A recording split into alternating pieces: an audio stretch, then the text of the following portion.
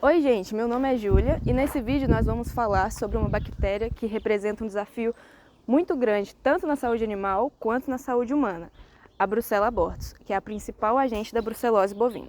Essa bactéria é um cocobacilo gram-negativo e intracelular.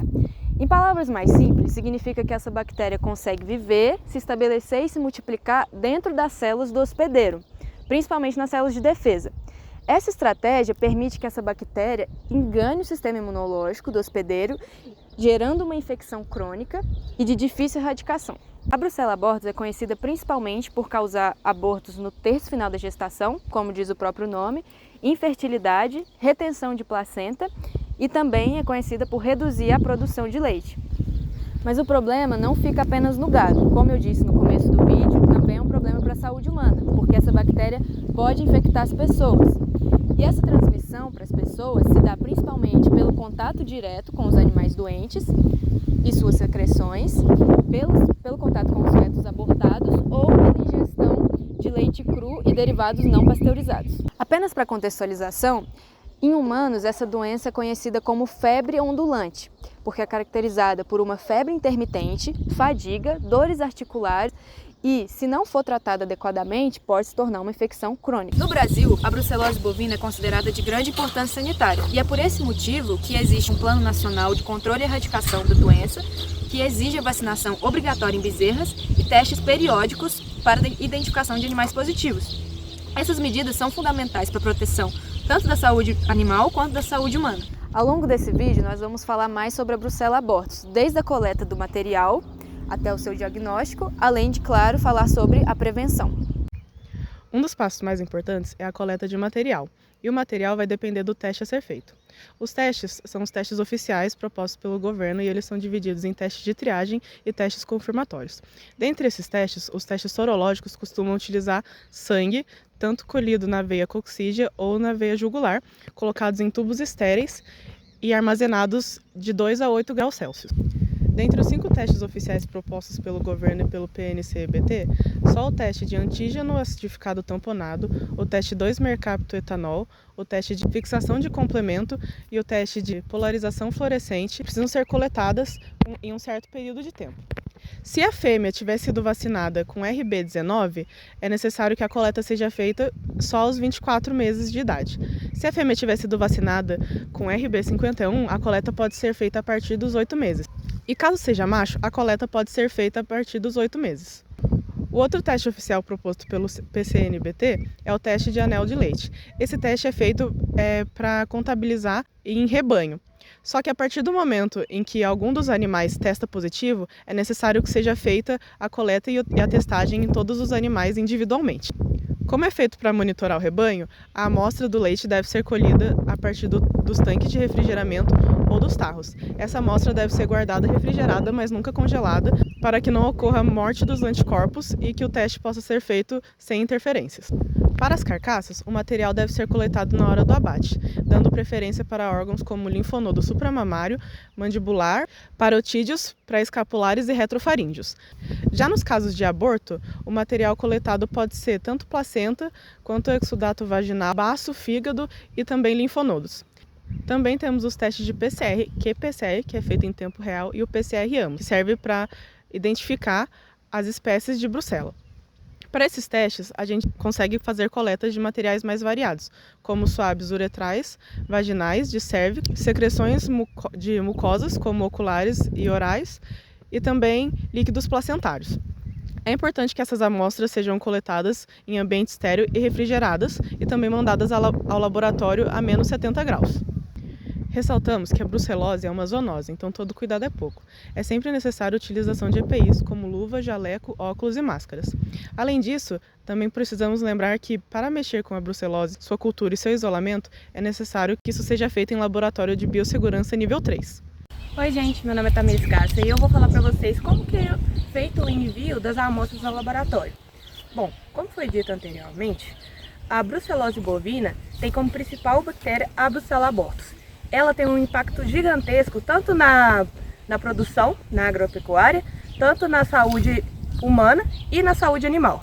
Então, o envio certo ao laboratório permite um diagnóstico confiável e permite também a proteção das pessoas envolvidas nele. Então eu vou mostrar para vocês lá no laboratório como que é feito. Vamos lá? Bom, dando início, a amostra coletada deve ser embalada no sistema de tripla embalagem. E como funciona? A gente tem a primeira camada, que é a embalagem primária.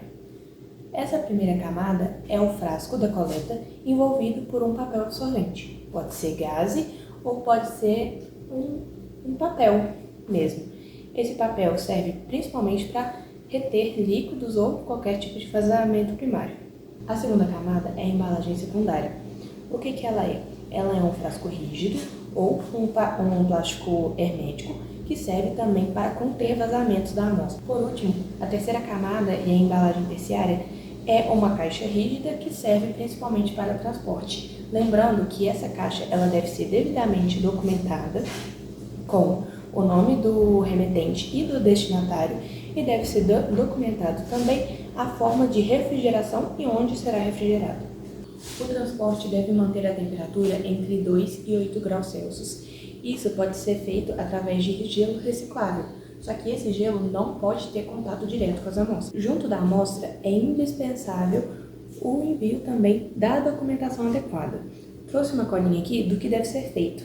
O formulário de solicitação de exame fornecido pelo laboratório de destino, a ficha de encaminhamento oficial do Ministério da Agricultura ou do Serviço de Defesa Sanitária Estadual, quando for exigida, e os dados do médico veterinário responsável. Lembrando, nunca se deve enviar uma amostra de brucela em recipientes improvisados ou sem qualquer tipo de documentação na legislação, porque vale lembrar que é uma zoonose de risco e afeta tanto a saúde animal, como foi dito, e tanto a saúde humana. Então, lembrar desse aspecto essencial. Seguir esse protocolo garante a proteção dos profissionais em campo, dos profissionais no laboratório e garante também a qualidade do diagnóstico. Lembrando, o cuidado começa no início da coleta e vai até o recebimento do laboratório em condições ideais. Isso deve ser sempre preservado. Olá, meu nome é Alberley, sou aluno do curso de Medicina Veterinária da Universidade Federal de Lavras. O assunto que eu vou tratar aqui é muito importante, que envolve a brucelose. No Brasil, existe uma preocupação muito grande do governo em relação a isso. Nós somos o maior exportador de carne do mundo. Esse controle deve ser muito bem realizado. Então, já há alguns anos, já há muito tempo, já se vem normatizando os testes para que a gente possa detectar isso em nosso rebanho, né? Evitando assim as zoonoses e o consumo de carne que não seja adequada, evitando a disseminação. E essa triagem é feita através de testes simples, que têm baixo custo, atingem muitos animais e podem ser feitos em curto espaço de tempo. Na triagem, quando fazemos a triagem individual, nós usamos o rosa de bengala, que é o antígeno acidificado tamponado. É um antígeno que, ligado ao soro, faz com que esse soro coagule. E também nós temos um outro que é realizado, que é o anel do leite, que se fala com o anel do leite, também funciona, é um antígeno, só que na coloração azul, né?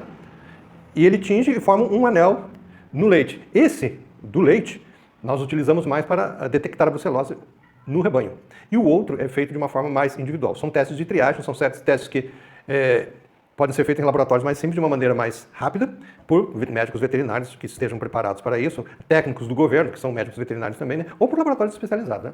Havendo o positivo, existe toda uma regulamentação sobre o descarte da carcaça, o que a gente faz com o animal, e se houver a necessidade de contraprova, fazem-se outros testes comprovantes em laboratórios que já são autorizados pelo governo.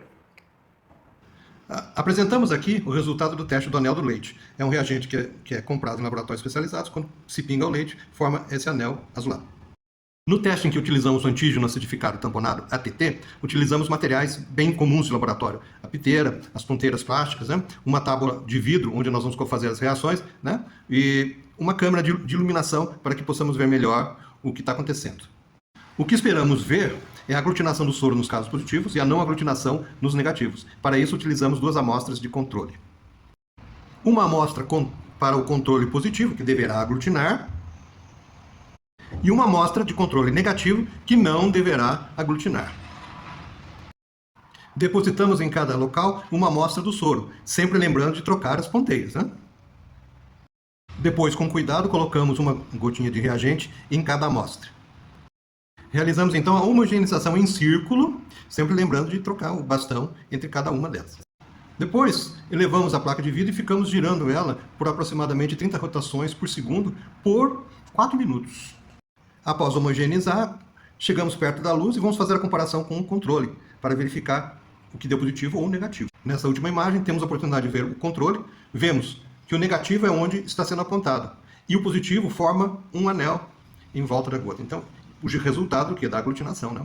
Aí, fazendo a comparação com os outros testes, nós vamos verificar quais são positivos ou quais são negativos para a brucelose. Diante de resultados positivos, principalmente no anel do leite, que é um teste de rebanho, devemos entrar em contato com o sistema de vigilância epidemiológica, né? Sempre acompanhado, e tudo isso acompanhado do médico veterinário. No caso, quando temos positivo na sorologia, vamos aplicar os protocolos do governo com relação àquele animal, descarte, etc. Se quisermos fazer uma contraprova ou teste, utilizaremos testes mais especializados, né? Testes confirmatórios, em que nós vamos nos utilizar da Rede Nacional de Laboratórios Agropecuários da Suasa. Tá? Então, sempre de acordo com a legislação, isso é muito importante, para a erradicação e o controle da brucelose em nossos rebanhos. Os principais testes complementares do diagnóstico de brucela é o teste do mercaptoetanol. Ele quantifica os anticorpos que estão circulando no organismo afetado. O álcool utilizado, ele quebra as ligações do IgM, que indicaria um contato com o patógeno, mas não uma infecção realmente importante. E ele não causa interferência no IgG, que indica pra gente que a contaminação está causando uma infecção crônica ou grave. Outro método bastante utilizado é a fixação de complemento. O princípio do funcionamento é o seguinte: quando há um anticorpo circulando no soro, ele se liga ao patógeno e ele ativa o sistema complemento. O complexo antígeno e anticorpo, ele meio que trava o sistema complemento, e quando a gente coloca hemácias no teste, ele não faz a quebra das hemácias. Portanto, quando não ocorre essa hemólise, indica pra gente que o resultado deu positivo. Quando há hemólise, é porque o sistema complemento não foi ativado se ligando ao complexo antígeno-anticorpo. Portanto, o resultado é negativo. Outro método de diagnóstico é a polarização fluorescente. Esse método consiste no seguinte: o antígeno é marcado com a coloração fluorescente. Quando há anticorpo circulando no soro, ele se liga ao antígeno e muda a polarização da luz. Quando não há anticorpo circulando no soro, ele não se liga ao antígeno, permitindo a mesma fluorescência pré-estabelecida no laboratório. Esse teste ele é muito eficaz por permitir muitas amostras serem analisadas ao mesmo tempo, porém a desvantagem dele é que ele é muito caro. Porém, ele é um dos testes mais modernos para diagnosticar a brucelose. Por fim, outro método de diagnosticar a brucelose seria por meio do PCR, que é reação em cadeia polimerizada, ou PCR em tempo real. Para fazer o PCR, o material genético ele é coletado e ele é replicado diversas vezes para ser quantificado o quanto o gene que a gente quer isolar ele existe no material que a gente coletou. O PCR convencional, ele precisa de ser interpretado no gel de agarose, enquanto o PCR em tempo real ele é interpretado pelo computador. Então ele é mais eficaz e mais sensível, porém o material dele é mais caro.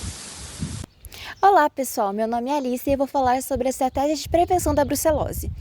As estratégias de controle da brucelose incluem principalmente a redução dos focos da doença, além do controle dos animais de reprodução e certificação das propriedades livres da enfermidade. A vacinação é empregada com o objetivo de reduzir a prevalência da doença. Dentre as vacinas mais utilizadas, temos a B19, que é produzida a partir de uma amostra atenuada da Brucella abortus.